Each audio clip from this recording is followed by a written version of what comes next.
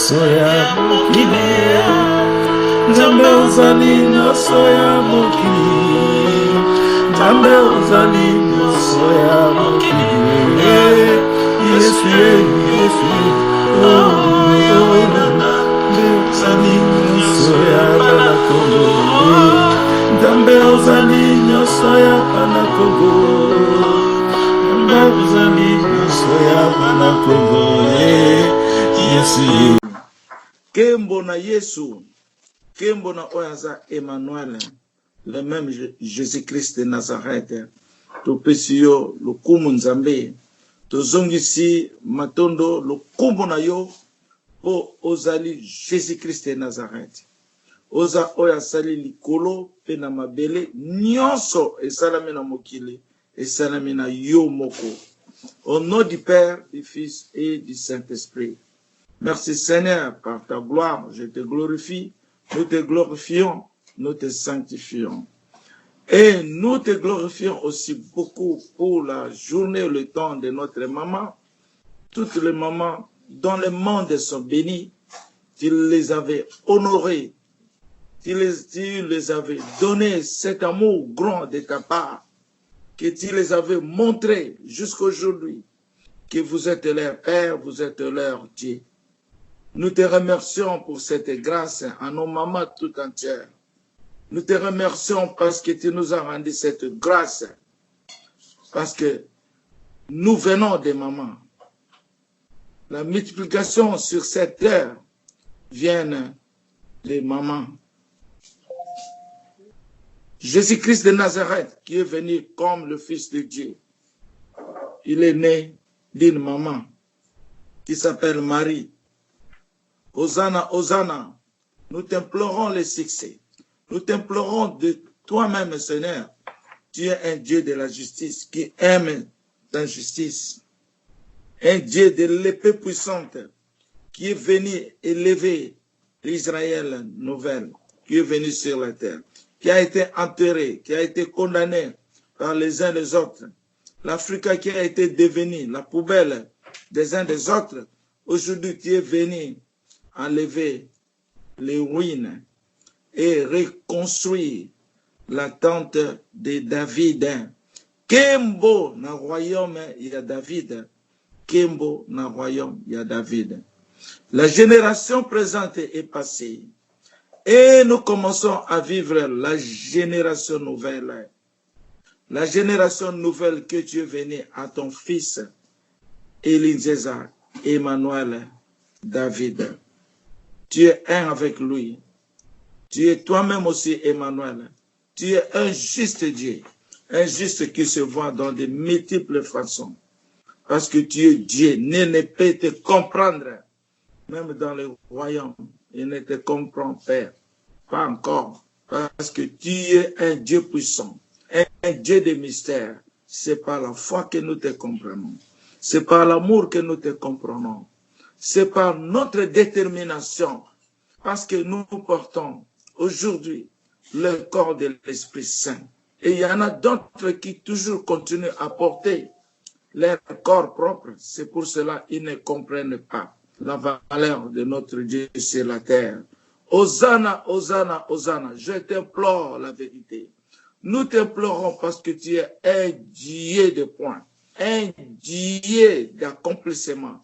Un Dieu qui accomplisse l'exécution de la parole de Dieu. Un Dieu qui a porté son manteau de sa majesté étant Dieu sur toute la terre au nom de Jésus-Christ de Nazareth. Au nom puissant de Jésus-Christ. Emmanuel, Dieu vivant avec nous. Donne-nous du courage, Seigneur. Il y en a beaucoup qui continuent à porter leur corps toujours. Donne-nous du courage afin que nous portons l'Esprit Saint, que nous vivons dans l'essence de l'Esprit Saint de Dieu, que nous vivons dans l'essence de l'amour de Dieu, mais pas que nous vivons dans le sens de l'homme. L'homme est corrompu par le corps. L'homme est corrompu par le monde. L'homme est corrompu par ses yeux de corps.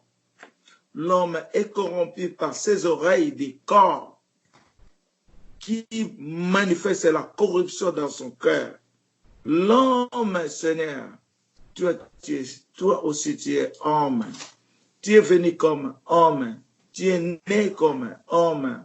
Pourquoi pas tu nous donnes cette grâce afin que nous soyons comme toi, afin que tes enfants te voient comme toi-même, Seigneur, afin que nous manifestons ton amour, afin que nous soyons dans ta pensée, comme l'apôtre Paul l'avait parlé. Nous avons la pensée du Christ. Nous voulons que nous vivons toujours de notre vie entière dans ta pensée, Seigneur. Hosanna, Hosanna. Hosanna, le règne des règnes. Jésus-Christ, le Seigneur des seigneurs. Seigneur, libère tes enfants maintenant. Nous sommes dans la nouvelle génération. Nous sommes dans la nouvelle génération de notre Dieu qui est puissant. Merci, Papa, dans ta bienveillance, dans tes bontés exceptionnelles, par la grâce exceptionnelle que tu nous as apportée. Par cette grâce, Seigneur, nous te disons merci. Nous t'embrassons. Nous t'aimons. Oh Seigneur, faites de nous ta sécurité, afin que nous ne soyons pas retranchés de ces ennemis-là. Aujourd'hui, je suis content. Et ton peuple, tes enfants, tous nous sommes contents à cause de ton nom, à cause de ta manifestation, à cause de ton amour et de ton alliance. Alléluia. Kembo na Yesu. Kembo na royaume ya David. Na kombo na Yesu. Tolobi. Amen. Amen. Amen. Amen. Amen. Alléluia. Amen. Mbote na bino nyonso na kombo na Yesu Kristo Maseya. Amen. Amen, Papa. Boyoki ndenge na sambeli. Boyoki ndenge na sambeli. Bolingi kotuna ba question te. Bolingi pe bo comprendre te. Bamso baza ko comprendre mais bolingi ko comprendre te. Pona nini bozo comprendre te bilobo. Pona nini bozo ko mitia pasi. Keno. Ko bozo mona neti boko koya. Soki bozo mona ke boko koya, bokende pa ya bomoni, bokende. Pona royaume bozo ndima te. Pona nini bozo mona ke boko koya. Ezaki na muninga moko nazala ko benga ye, aya ko sambela na biso. Nazala ko dute. Nasana yebisa pe bino. Nazala ko dute. Nzamba lobi yebisa ye boy. Yebisa ye. Le pain de la vie est en son côté, c'est lui qui est Jésus-Christ de Nazareth. Le pain de la vie est à pembeni na yo. Oyo aza Yesu Christ Masia. Yende aza le pain de la vie. Pardon. Ezala ki boye. Nzamba zo loba. Loba na ye. Na sauté. Loba na ye. L'homme que tu es en train de douter, c'est celui-là qui est le pain de la vie, qui est Jésus-Christ de Nazareth. L'homme que tu es en train de douter, oh yozon di mate, ye wananda zalipa, oh yesolba na bapotre, que je suis le pain de la vie. Ye wananda yozo douter. Ozomona nde ya wana nalingi te bobeta libaku mabe nalingi te na mokolo ya wana iko ya suka wana poto kota bien na millennium mingi ba regrette nalingi te bana ba regrette nalingi biso nyonso toza na kimia pour suite nazo ka ba information na bino suite nazo landela bino nazo mona ke boza toujours na ba doute parce que bolingi ko tuna ba question te. Il faut poser des questions. Posez des questions aussi à l'Éternel. Dieu est seul. Nous avons fait cet exemple. Il y a Maman Limbaya, Karina. Azana joie moko ya munene na kati ya mutema na ina bana na ye. Azana joie na lobi teke bo benga nga Nzambe. Non. Mais na lingi bo découvrir qui est Papa Elinzeza. Na lingi bo découvrir. Na lingi te nazo loba na bino te nazo forcer bino te. Mais na lingi molimo santo amema bino uyeba ye azanani. Oya memaka biso na royaume butu moyo azana pona ko tanga na ba komba bato nyoso na tanga chaque jour te na lingi bo découvrir que ye wana zanani nazo forcer te eloko na ngina loba yango ya quand vous doutez ba semence ko tonda mingi na kati ya vina yo ko comprendre te ozokende wapi outi wapi po Nzambe na yebisa bino ayebi oyo biso tozo kantana musika, il connaît ça. Rien ne se cache en lui. Rien ne se cache en lui. Et pas yozo kantozo bomba, lui connaît déjà. Dengue David ayebi ce qui mona ne Salomon tangazo pese bo konja royaume. Alors il faut connaître les dieux de ton père, il connaît sonder le cœur. Nayebi sabino. Il connaît sonder. Ngai moko nazana ye nazana ye moko. Mena miti forme ya Nzambe atenga nazana mwana atenga nazana musuni. Me ye moko azana kati wana pona abima muyibi na kati ya bato. Pona asala jugement na ye, ce que vous ne comprenez pas. Po mutu nyoso lelo saka moni Nzambe na ndenga likolo na forme azala nango. Tout le monde va avoir peur. Moutinyo so komikitisa batu bakolela. Tu vois? Mais Nzambe akoya na ndenge ke Nzambe te, mais yaza Nzambe. Pour tester le cœur des hommes. Mais la Bible parle ça bien. Emmanuel est Dieu avec nous. Emmanuel, Dieu parmi nous. Le royaume est parmi nous. Le royaume est parmi nous. Dieu est avec nous. On l'appellera Emmanuel, le fils qui nous est né. Il s'appelle Emmanuel. Tu peux comprendre que Emmanuel fa kola nano, face à n'importe quoi, face à l'oya lingi. Mais dans verset 15, Ezolo batango a rejeté le mal. L'air wana a kokisimu kanonaï. Ou bino boya kozwa kanda Nzambe. Mena lingi ezala na processus ya bolingo Nzambe po bino pe bobika. Ozomona to comprendre loko bien. Bino moko bomi tuna question. Nzambe ta makanisi nange zandenge nini. Esi nazo kanisa malamu. Salisa nga na lingi basema selongwa. Na lingi vraiment na changer, na lingi nazala ata na doute te. Na lingi nazala ata na doute moko te. Na lingi nazala vraiment saint. Saint. Parce que même Pierre a wangana ki Jésus, kwa yebaki bien te. Wangana ki akimi kwa yebaki bien te. Ozomona. Nde yangwana ozomona ke na musinyo yo eza mawa mingi po batu ba comprendre ngo. Mais Nzambe d'abord, na nos vérité. Nzambe d'abord a commis monisa mana bunzambe te. Parce que Nzamba yebi muto ya créé ki nenga zali. A commis monisa na ndenge ya extraordinaire te. Posoka mi monisa na extraordinaire batu nyoso bakolela. Batu nyoso bakofukama. Batu nyoso bakozala soki koma paniquer. Je vous dis la vérité, rien que la vérité. Pour muto alingaka impression. Muto alingaka impression. Oyebelo mo papa bakana ebisanga ta ozebisanga prophète moko. 1 million de personnes balandaka ye. Mais papa bakana ye mo alobi. Alobi oyebi ke ba demo pe bazana guérison, ba guérison pe.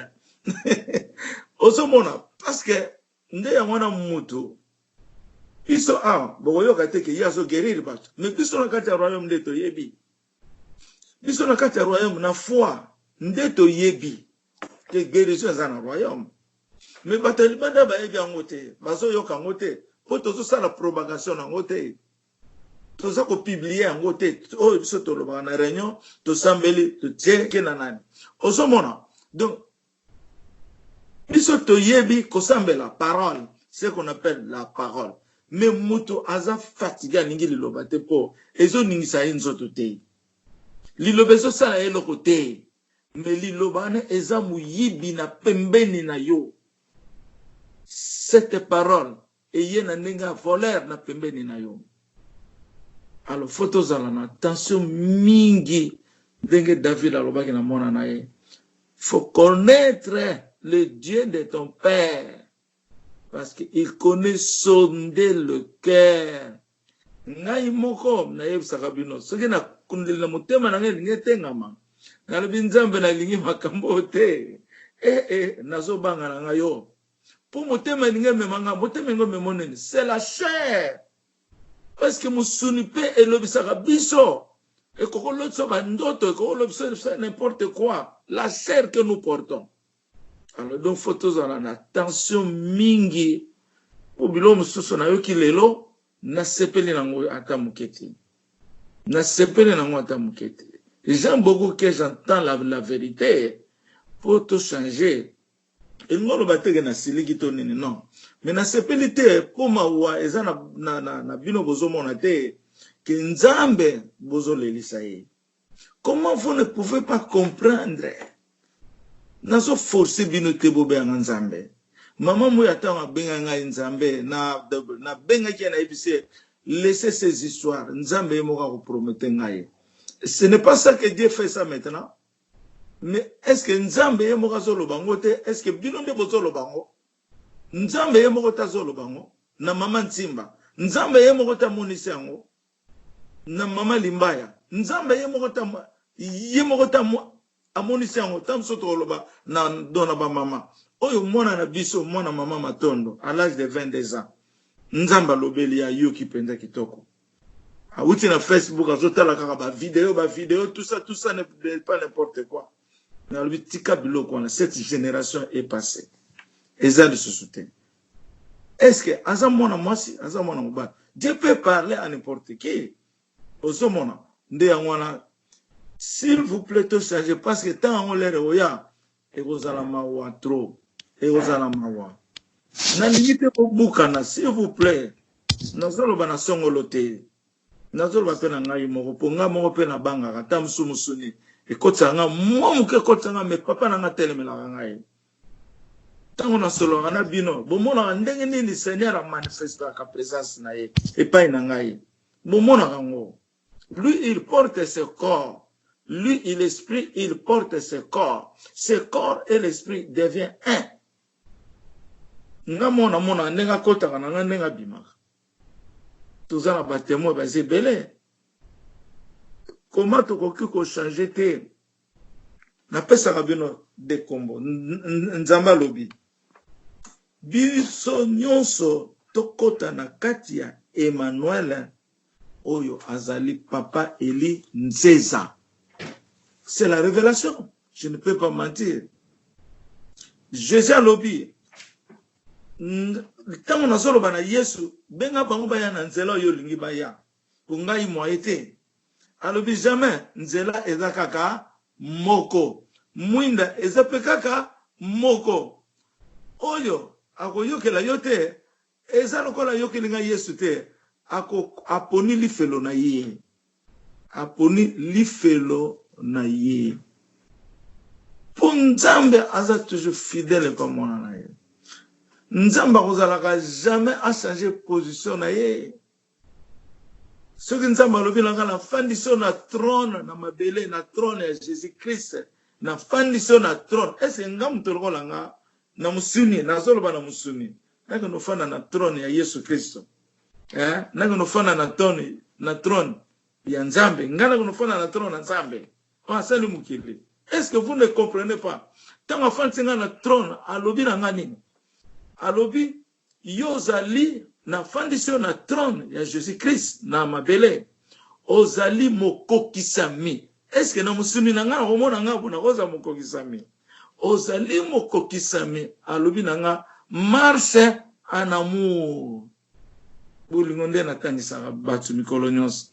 Marche en amour. Est-ce que muto aza cher? Atono fana na trône ya papa na yenzambe. Mais vous ne comprenez pas que Dieu c'est le Père, le Fils et le Saint-Esprit égale un. Égale à un. Le Père, le Fils et le Saint-Esprit égale à un seul Dieu. Tant on a kena likolo, na kokutana na le Père de l'éternité, tozobenga Eli. Na kinaki kokutana na ye, aza ye moko na likolo. Na kutane na ye bilongi na ya ye na nga eza ndenge moko. To pesa ni pe bambote. Mais na ye bige o aza le Père. Ozomona, na Jésus, na zo pesa beno exemple wana. Comment vous continuez à douter? Attention au bolobi que nga nazo forcer bino. Nazo forcer bino te, nazo laksa bino nzela. Nazo kanga bino na ba chaîne te po bo reconnaître ngo. Mais nazo laksa bino nzela. Po bana pe to boti, bazo bima pe ba témoin. Tozo yokango. Mwana oyo Joe alobi papa Eli Nzeza. Pour bien identifier, parce que ça l'identification de. Mais dans l'obité que bon semble la comme papa Eli Nzeza. Ça, j'ai déjà parlé ça. Ne priez pas Dieu au nom de Eli Nzeza. Non, ça j'ai bien parlé. Parce qu'il y a un seul nom qui a été recommandé à prier pour, c'est le nom de Jésus-Christ. Emmanuel, ça on connaît bien. Même Yemoko Nzambe, comme on a Eli, mais pour nous dans l'obité semble na comme Eli. C'est la question. Parce que Dieu, c'est un Dieu de discipline. Ce qu'a tombé Yesu, c'est photo qu'il est dans Yesu. Yesu est héritier en Zambé. Mais quand Jésus devient l'héritier de Dieu, tout c'est à lui. Le monde est fait pour lui. Hein? C'est comme moi aussi.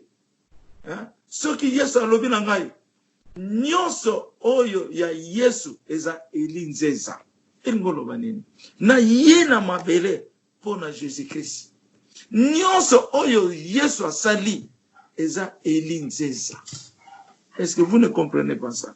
Mais Eli Nzeza qui se transforme en nom de Emmanuel. C'est le nom de lui-même le Père. Ce que Yesu a commis l'ingabol, a commis je suis égal à Eli. Mon père est fidèle à son fils comme moi je suis fidèle à mon père. Jésus a dit, je suis la vie. Je suis la vie. Aller au Père, c'est par moi. Et puis, à l'obi nangaï, toi tu es venu adopter le nouveau-né de Jésus-Christ. Donc, génération Oyomobima en Jésus-Christ, c'est Eli Nzeza. Alors, je te mets la tête de tous les chrétiens du monde. À l'atsanga bilamba ya pape, boye biango. A pesanga sceptre, et Méline za témoin. C'est ça qui débat, parce que va saboter dans le royaume, comme sous lobby, parce que va saboter dans le Congolais nyonso. C'est ça qui tout changer procédure. Nandenge topesa nzamba esengo ngai moko nazokende malembe nzamba prometaki biso libération na 2015 mais nzamba yo loba na ngai tokutani na Belgique atindi ba ange alobi bakutinga kaka na 5 personnes oyo ezokokisa nombre ya alliance te nzamba alobi tokozonga lisusu na 15h, posaki vers 10h du matin. Au monde que libération ya Congo, biso moko nde tozo retardango. Biso moko tozo retardango. Biso moko to retardango. Pour mitema ba Congolais vraiment. Ce que totali na ba mentalité totale même en Afrique mobimba. Ba Nigério bazaka beskro, mais ba Nigéria ba yokanaka. Kana ne ba tonga mboka na bango mingi bakendo soma biloko oteka na Nigeria mais le Congo est pays riche et là on est batwa sana Congo koyaka koyibati koyaka koyiba kozomona et là monsieur na mona kinene le Père Jésus-Christ babimelinga makolo wana ya kobuka na ndenge mama mera monaki bamemi ngai batomboli ngai bamemi ngai bakendanga na lieu de destinée. Ozomona le père alataki bilamba pembe suki ya pembe Jésus alataki bilamba anor. Ozomona wana ezolakisa makolo na ngai ebukanaki. Oyebi hier soit avant-hier namoni naza na chaise roulante mais eza électrique ndenge mama mera utoloba nazokipe makolo ebukana te mais nazosala mosala na ngai. Naza na chaise roulante pour makolo ebukana mais nazosala baactivité na ngai na chaise roulante électrique na ezaki pe ya nord. Nazokende na biti butu pa nazokende pa na lingi nakende nazokende bien mais makolo ebukana. Donc ti lelo yo makolo na nga ezalaka kobukana tozoloba ngo spirituellement. Soko moni nga bo makolo na nga eza normal mais pona ni makolo na nga ezomonana oyo ekomi 3 fois. Je me suis namonaki nazo traverser kota barabara na nga kuna na makolo pena na se na mabele mais nazokende rapide. Lelo na moni naza na chaise roulante eza mawa. Pona nini makolo ezo continue kobukana? Pona nini tozo freine bana ya tozo freine nzambe lelo akokaki akokisa likambo oyo? Pona nini to freine ye boye? Pona nini to sabote ye boye? Yango moni biloko na woto lobawa parce que bino bozo ndima na bino ngai te. Tala bana osala makambo j'étais seul. Bana osala nga moko ba 2 ans elandanaki nde na moni ke na ozala nga moko te tosangana. Tosangani pe me na ozala ngai moko te bandinga ba joindre biso. Mais bozoyoka liloba, bozoyoka parole, bo mesurer parole wana. Na ba révélation tozwaki Nzamba lobi testez-moi comme vous voulez. Bo tester Elinzeza, bo tester ye. Bo tester ye. Bo tester pour vous comprendre oyo aza nani. Est-ce que togo comprendre pas na biso te? Togo tala ba famille te ndenge bazo souffrir. Car tozo tala mitema oyo eza ba beton na kati. Comment tokoki ko changer te? Soki nga nazoloba nazokosela bino makambo me ngai moko te mutu nazomoko mona makambo na nga biso tu tozomona ngo. Oyebi bakomba bone nazozwa awa na ndako oyo bakomba parce que vous ne me croyez pas. Yango nofo nazwa bakomba benemi baroya bazokota ti na ndako na nga. Ozomona bakomba ya kosala nango te. Komba moko terrible. Nga na lembi osambela pona bino te malgré nazozwa batak. Je ne suis pas fatigué de prier pour vous. Pona zana alpha et l'omega na kati na nga. Ozomona koma boko yuko ndima te. Koma toko kosambela na hypocrisie. Ozomona nakena message mosusu oyo Nzambe apesaki na bana umela sute parce que nzote ninganaka mingi. Tamso na asola na bino munoko na ngai kauki mama shaida mtate mwazo mona fa pesa nga mai na mela boyebi ndenge nzote zo ningana te. Je ne dors pas bien nazwaka kimia te se na loba na kozalaka na pe tango Congo azui restauration na ye nde nazui liberté na ngai na motema na ngai na nzambe na ngai. Mais tant que le Congo n'est pas encore libéré na kozalaka na kimia te. Ozomona naza na kimia te ti bana nzambe bakoma na point oyo nzambe alobaki. Je sais que Dieu est la vérité. Dieu est toujours fidèle à ses enfants. Dieu est toujours capable de faire qui que ce soit. oya linga sala révélation muso na zui edaka po bino bozo ndima te yango na nzamba zo sonde mitema na bino yango nazoki pe moko lelo na ite soki na komi yango le Seigneur Dieu dit je suis sa majesté dans le monde entier dans le monde entier nazali obabengaka sa majesté na mokili mobimba donc papa Mardoché ya bengaki yango déjà nzambe pa yebisanga très longtemps na semba 2009 bakobengaka yo sa majesté alobaki yango ozomona nde yango wana message nazwi eyaki hier nde oyo na ya chaise électrique tozala vraiment na sens propre ya molimo santo. Qu'est-ce qu'un prophète? C'est un homme de sens qui vit par l'Esprit de Dieu. Que nous soyons les hommes, les femmes de sens qui vivent par l'Esprit de Dieu, Emmanuel.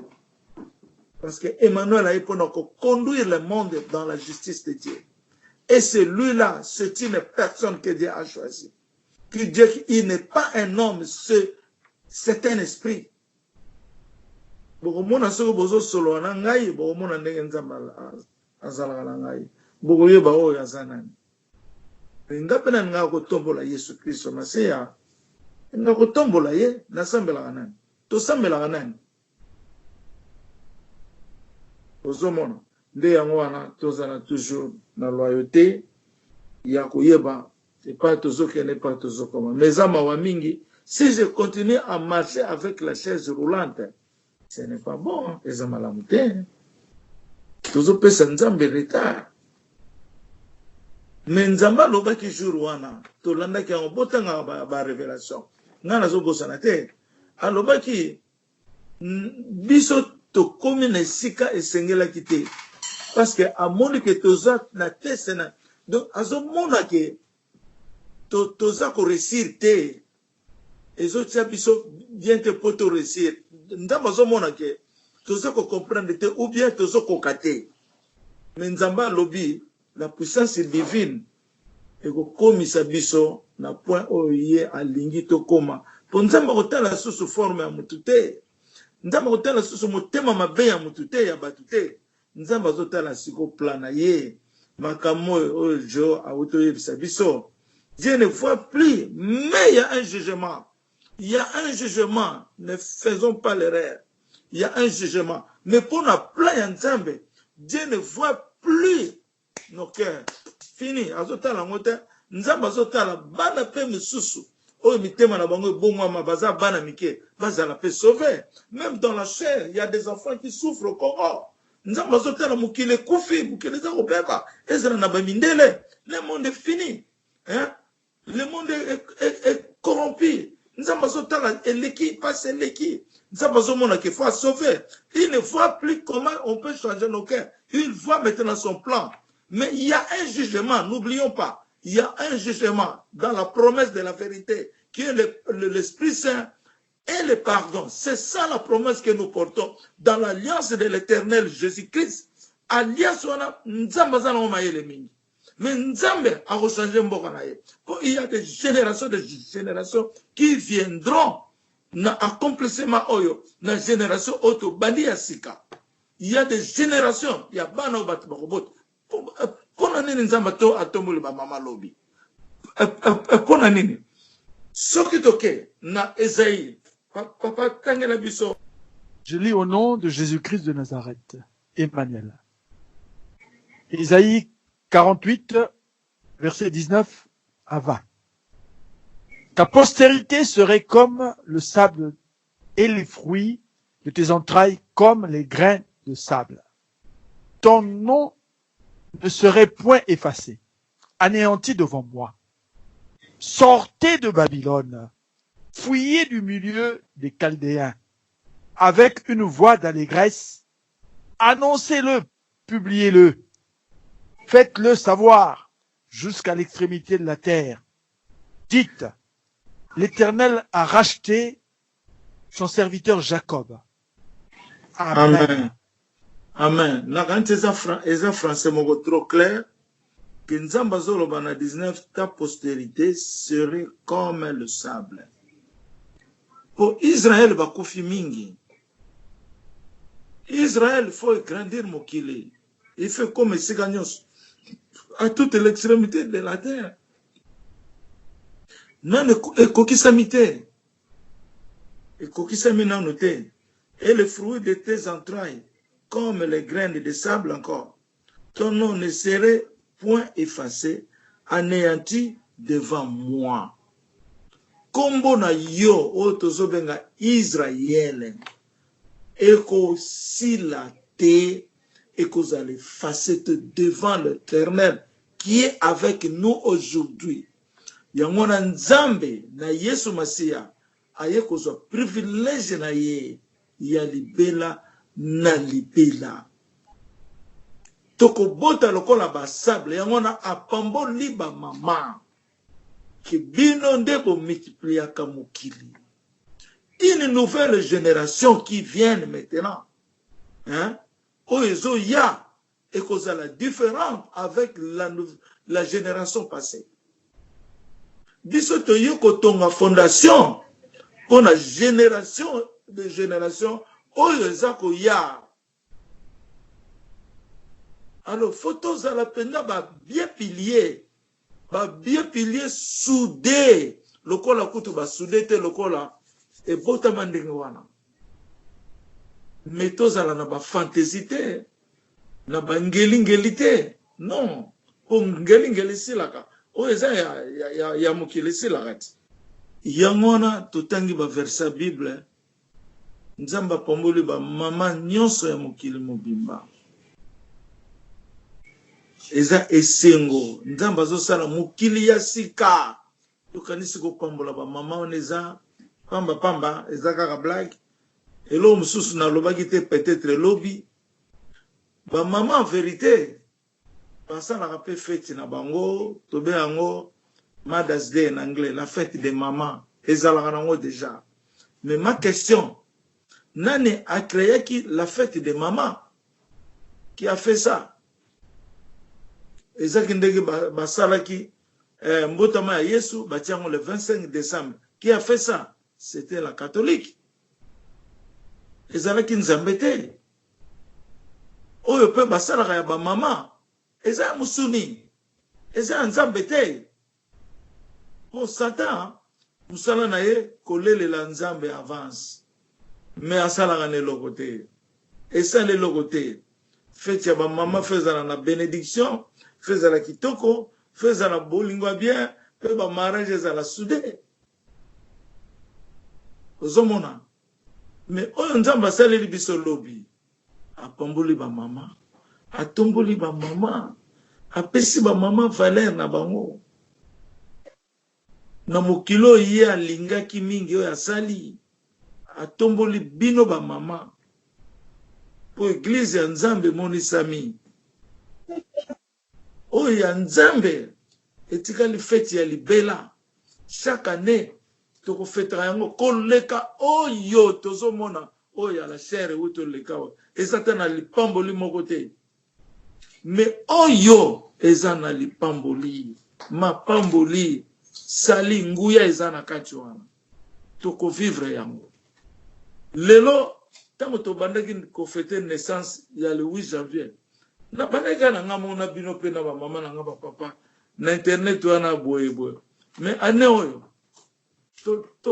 to passango ndenge nini échanger forme na Brazzaville mama Pauline na famille na ye ba passango chaque année échanger forme la naissance de Jésus et c'est changer forme na zo sabino likambo Nzambe yaka malembe